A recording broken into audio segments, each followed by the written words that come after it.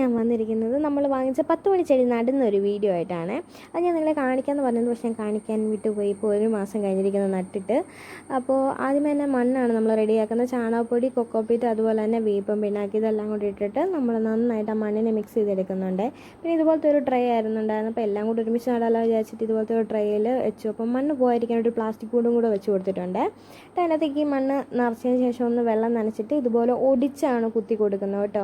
അപ്പോൾ പെട്ടെന്ന് അങ്ങ് പിടിച്ചോളുമല്ലോ. 2 കമ്പും പിടിക്കുവാണെങ്കിൽ അത്രയും നല്ലത്.